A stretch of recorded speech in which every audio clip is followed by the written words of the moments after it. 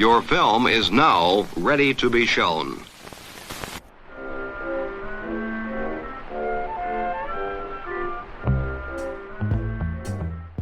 Good morning.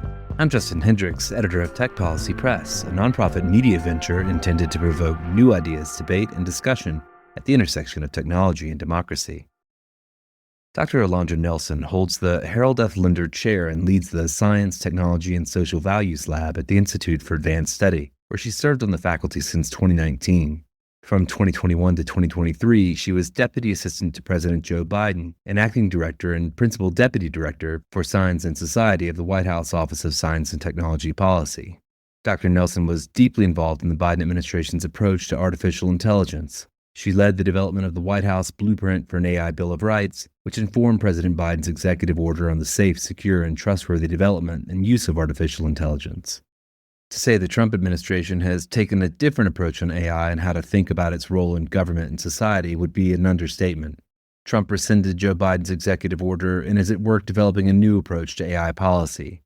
At the Paris AI Action Summit in February, Vice President JD Vance promoted a vision of American dominance and challenged other nations that would seek to regulate American AI firms. And then there is DOGE, Elon Musk's Department of Government Efficiency, which is at work gutting federal agencies with the stated intent of replacing key government functions with AI systems and using AI to root out supposed fraud and waste. This week, I had the chance to speak with Dr. Nelson about how she's thinking about these phenomena and the work there is to do in the years ahead. I'm Alondra Nelson. I'm the Harold F. Linder Professor at the Institute for Advanced Study, where I also lead the Science, Technology, and Social Values Lab. And I am a Senior Distinguished Fellow at the Center for American Progress. Dr. Nelson, I'm very pleased to have the chance to speak to you. And I have to thank you because I have been using something that you presented at a Columbia University event maybe 2 years ago. On multiple occasions, I've used essentially what I think was your idea, which is you put up a picture of a World Economic Forum map of the quote-unquote polycrisis, all the different problems that the world faces, from environmental degradation to economic inequality to conflict and famine and all those things. And you pointed out that there were a bunch of tech issues on there, but they're off to the side. They're up on the upper left-hand quadrant of the polycrisis, these things like disinformation and the threats of emerging technologies, et cetera. And you said that seemed odd to you, seemed like the wrong way to visualize the relationship of tech and these broader problems we face. Why is that? Yes, I remember seeing you there, and I have been thinking about that meeting because I'm going to another Knight Institute conference at Columbia probably in a couple of weeks. So have been thinking very much about that day. Part of it goes to, I think, my general philosophy and how I increasingly think about issues of science and technology policy, which I think traditionally had been much like that World Economic Forum graph, which was still a kind of a cool object to look at, places technology or science or kind of innovation issues off to the side in their own vertical. And we live in a world where science and technology policy issues are certainly a vertical, or things that you need to know that are specific to them, but they are a horizontal, a through line for literally every other issue. And so this is something that I've felt for a long time and have been trying to operationalize in the policy work I did in the White House, and I think also in my own academic work as a scholar. But the World Economic Forum graphic that you described just represented so clearly what was wrong and why it was wrong.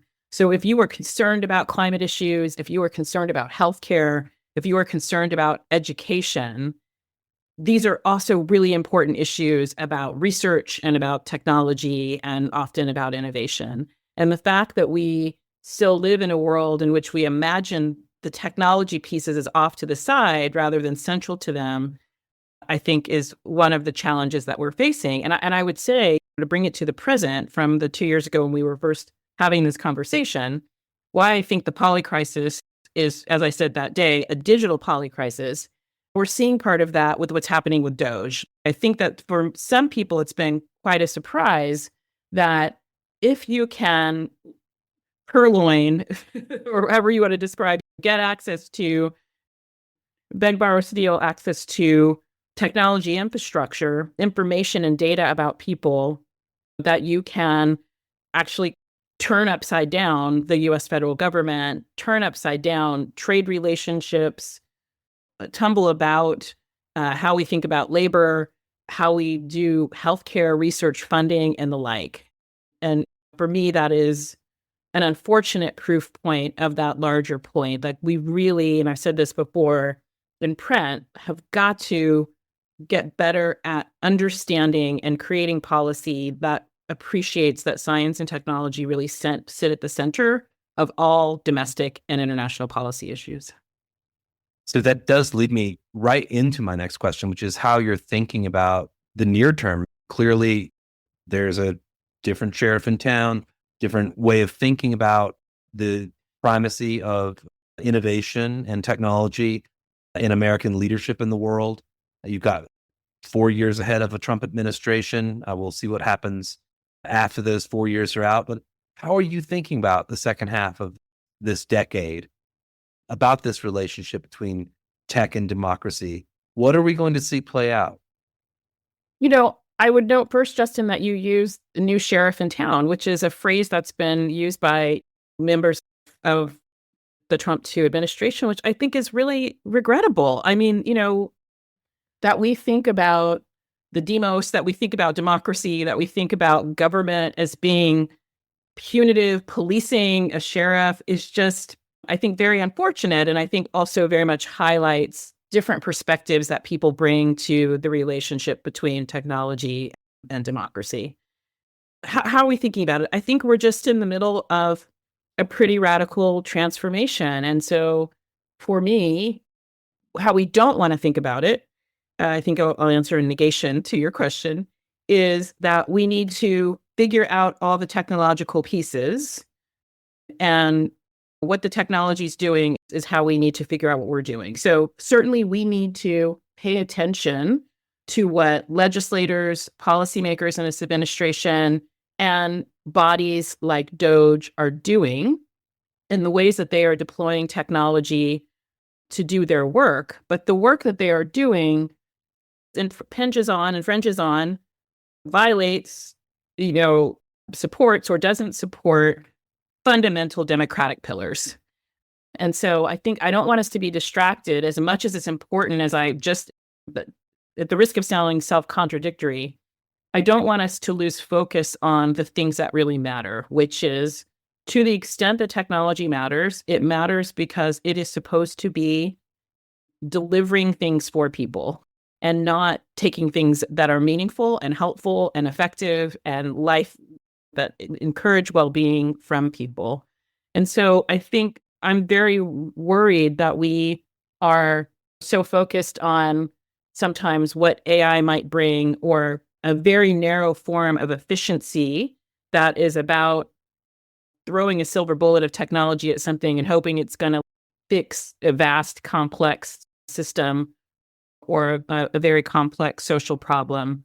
And much more want to get us back to that space of what's a fair shake for the American public, what is true in the world and not true, what helps people feed their families, what helps people have more education for more people, how do we grow more food for more people and do it in a way that allows us to live in a world that we're not quickly burning down with vast data centers, or by heating up the climate, or by kind of social erosion in which more and more people feel excluded from the sort of broader public.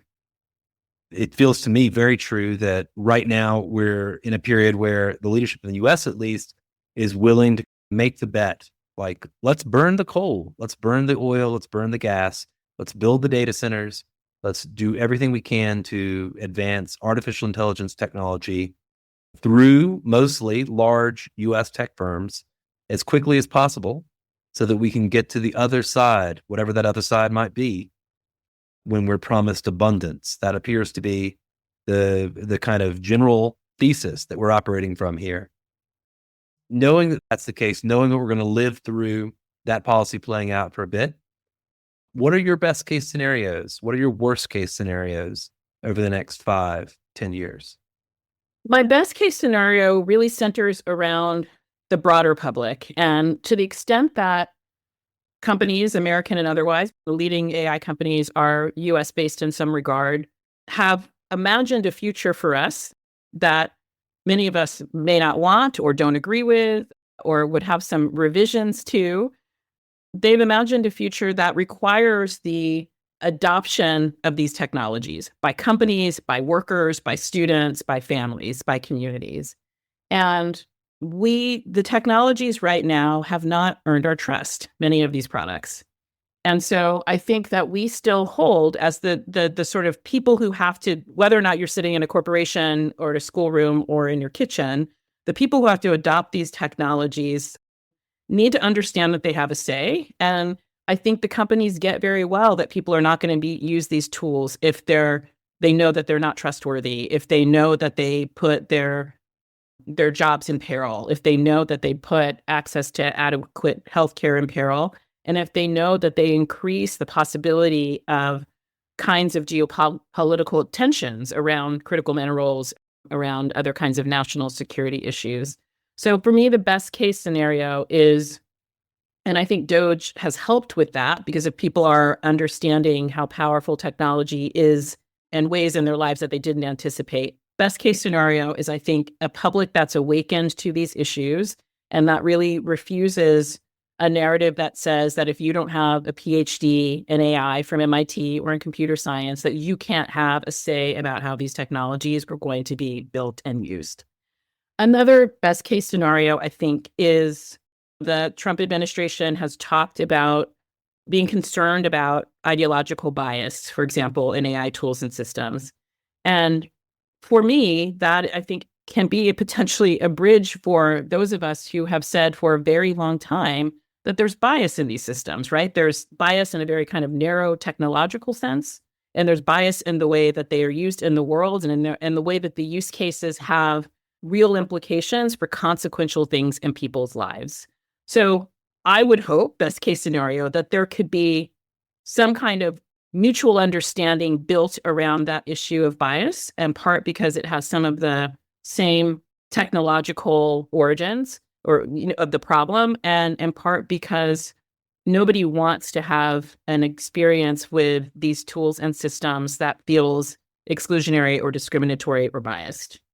Worst case scenario, I think, is closer to us right now, and I hope will lead people to become more awake to the issues and engaged. Certainly in the federal government is that we have a processes that are casting people out of work, particularly for important services that the government offers, everything from FEMA to NOAA and climate services to services around Medicaid and Medicare. We are really just one crisis away from seeing how badly we need government and how throwing AI at it is not going to fix it. One of my concerns in the last 28 to 48 hours, there's been reporting about layoffs at the Social Security Administration. And I think it's just been reversed, and including all of the people who operate the telephones, who help people actually get to the services they need. And if that's the thing that we care about, you actually need people to help steward people to the services that they need. So the worst case scenario is that you have no people. You have no one working in government to help steward these services at these really important periods. And one of the things that we worked on when I was working in government was thinking about what are the sort of 5 to 7 kind of critical moments in a person's life in which they really need government, right? So you have some hurricanes or tornadoes where you really need FEMA. You are in a military family and a loved one dies and you need veteran services, these other kinds of like critical kind of passage points in people's lives. And how do we make government better at doing that? And I worry that we are going to face, we're hurricane season away from people not being able to get the help that they need and to not being able to rebuild that system better, right? That's not to say that there are not things about bureaucracies that can be made radically better. And moreover, it will be done in a way that is deeply surveillant, that has cast aside any of the privacy protections that we had in the federal government, lanes of of privacy between agencies that were done purposely to allow, in some instances, agencies to serve data, to share data, but really to preserve the privacy of the American public and never allow government, right? We should have a healthy skepticism of government to have too much information about our lives. And so I worry about deep surveillance, and I worry about an underserved American public in the context of economic insecurity and heightening global geopolitical tension.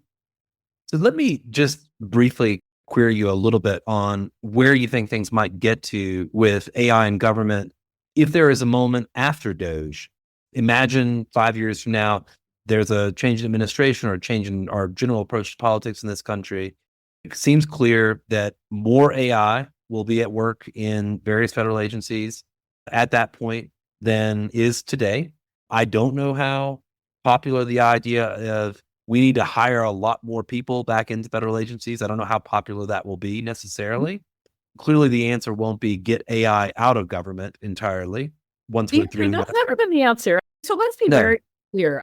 You've got a political campaign and then you've got policy. And I think when those things get mushed together, the historical record gets confused. The Biden-Harris administration said, let's have more AI in more agencies.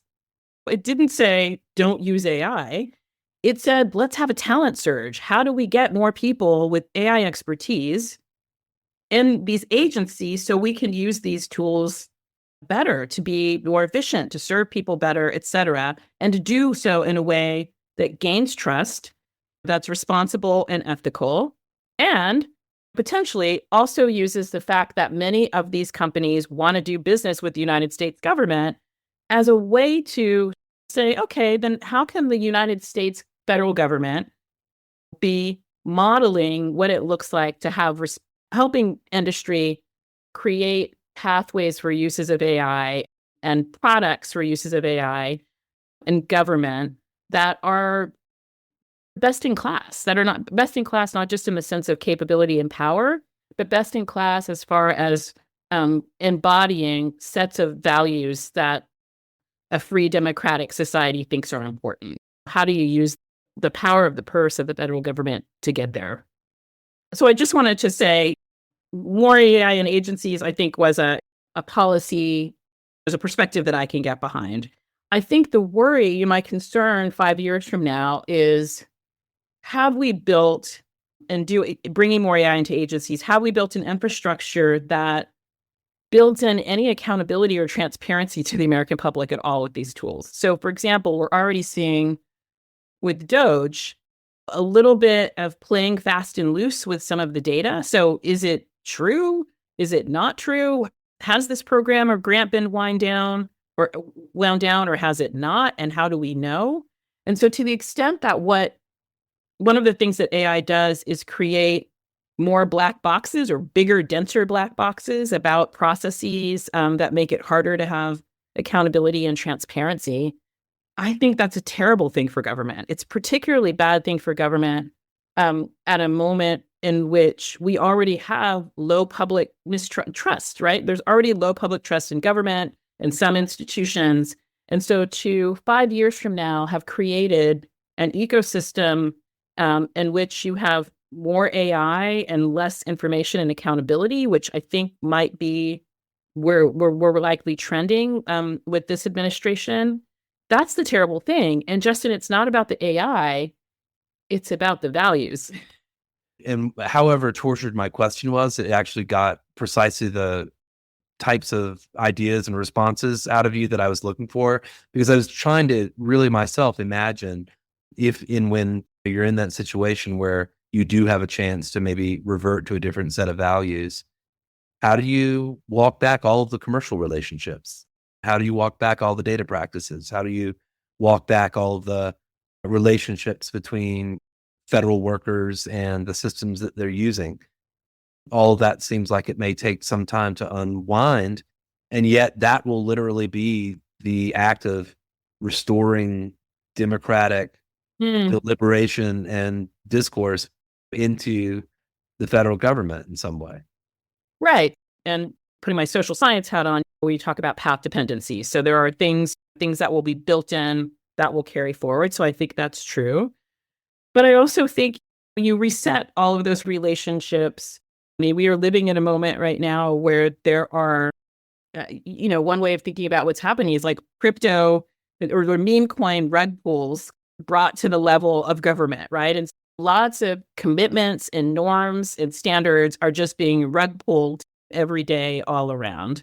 And so I think 5 years down the road or whenever there's a new moment to assert and implement, I think we can be asserting today and every day a kind of a different way, an alternative vision of thinking about how technology should be in society. But when there's a moment to implement this new vision, I think that one can take away from this moment and part that resets can happen and that we can have different expectations and do them quickly. And we know that administrations change and all the institutions that make up the kind of broader ecosystem learn to pivot. So I don't think that there will be challenges in doing that. And I think if the reset is to pretty fundamental things around civil liberties, civil rights, free expression, disability rights, then, I think whether or not it's the transformation is hard, it must be demanded because these are the fundamental things that we say we stand for and that need to be enacted and modeled, certainly principally by government. One of the things, of course, that you've done in your career is represent the U.S. in international conversations and contexts around tech policy issues. You just gave a speech, for instance, at the Paris AI Action Summit, where you talked about various fallacies of AI, including the fallacy that AI will necessarily lead to improvements to the public interest. I don't know, how are you thinking about right now the U.S.'s sort of international posture? It's obviously been, I think there's lots of interesting things about the AI Action Summit, but you really did see real recognition that what we call AI, the companies, the tools, the models, the systems, the research networks, is, among other things, the real center of geopolitical contestation and competition. Like that, like all the heads of state, a lot of the conversations there, including President Macron's dinner, and I think made that very clear. It also made very clear, the reporting was, certainly by some colleagues in the AI safety community, was all of a sudden they changed the name and it was AI Action. From the very beginning, it was always going to be the AI Action Summit. As it was announced, it was imagined as expanding international kind of multilateral discourse about AI and pivoting slightly away from, I think, a kind of hard safety frame in that kind of narrow AI safety way. So no surprises there. And so I think people shouldn't have been surprised by that. And obviously with the new administration, with the Trump administration in the US, and with the United States both empirically playing a huge role in this ecosystem and geopolitically wanting to play a very big role, a leading role. In fact, in Vice President Vance's speech, she said, you choose them, us or them. That's how the map is being laid out for AI policy. That said, and to go back to this word path dependency, there has been just under a decade of work building out multilateral cooperation from the OECD to GPay to the work of the G7, the Hiroshima Principles, the work in the G20. And so that all is not going to go away. So it's not clear how all of these things will be harmonized with a new approach in the United States and some new contours in the UK and maybe some reimagination of the implementation of the sort of in Brussels of that legislation. But I think that all of these workflows are not just going to disappear, and it'll be, and moreover, was the first Trump administration that brought the United States to the global partnership on AI and some of these other sort of workflows. So remains to be seen. But I think AI has really come into its moment as the centerpiece of a lot of international geopolitical conversation, even as the United States wants to think of it very much as a domestic issue that should be led and owned by the United States in a particular way. And so we will be living with how those tensions play out. My last question for you is probably, again, keeping your social science hat on. A lot of researchers listening to this, I'm sure. There are a lot of folks from civil society in the tech policy press community, a lot of folks who do various work on policy, et cetera. What would you tell them to study right now? What would you hope that they're paying very close attention to as we go through this period you've described, and we imagine perhaps coming out the other end of it at the end of the decade? What would you hope that people are documenting, exploring, researching, otherwise scrutinizing? Oh, wonderful question. I love that question. I worry, and I continue to worry about research, which is, we talk about innovation, which is a type of innovation being captured by trying to fix what the companies do. So I think it's really important that we have red teaming. I have a paper out today with 30 odd other co-authors that's about how to create a kind of independent ecosystem for detecting flaws and general purpose high capability AI systems. So we need to be keeping a check on the systems and the tools in the companies and on power more generally. But I also think we want to just hold open the lane of just what should we be thinking about? So, I think that there's a lot of independent research that needs to be happening, certainly in the space of computer science and machine learning and AI. And just as a researcher, not as an American researcher, but as a researcher, one of the things that's been interesting about the DeepSeek example is the research innovation in that. It's like, well, we don't try that, or we're going to patch together these kind of 3 different ways of how we have typically built and thought about building AI systems. So I think that's a tremendously interesting example of the kind of innovation that needs to be happening. That's not always just reactive to what companies are doing. I think we need to go back to where we began, just research that is looking at technology, power, markets around technology, and every imaginable research topic there might be. And so whether you're talking about publishing in the humanities, you're talking about how you do social science research, you're talking about how are we going to train a generation of kind of independent thinking researchers across all fields, and what does that political economy of that higher education system look like in a moment, and when we're having a shifting ecosystem for how the federal government helps support research and science. That whole range of questions. There's obviously questions about the human. What does it mean to be a human in this moment when we've long had machines that talk, but we now have machines that sort of talk to us that are not just playback cassette tapes or, DVDs, but are talking to us in different ways. What does that mean about humanity?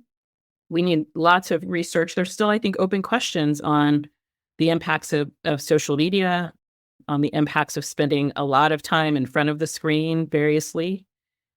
And we need research that helps us, that continues to focus on huge issues around how we have a sustainable planet, how we are able to feed people, to keep people healthy, and have just I think a more generally just society, and how we use technology to help advance that rather than allowing technology to be an obstruction to that because it's burning up resources and time and energy and the like. So lots of research to do if we think about science and technology as a horizontal. There's not a single issue, I think, that someone might want to study that doesn't have that vein in it that's worth teasing and that we need to tease and pluck out, including the arts and humanities. Well, that zooms us right back out to your tweak on the poly crisis and the way we should think about technology's role in all of those various issues that we face, and of course, the concerns we have about democracy itself. Dr. Nelson, thank you very much. Justin, thank you for all that you do, and thank you for having me.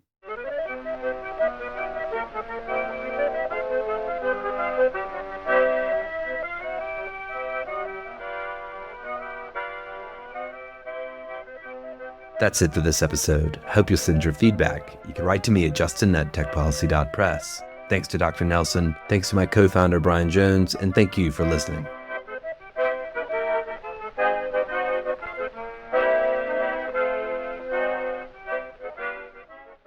Tech Policy Press.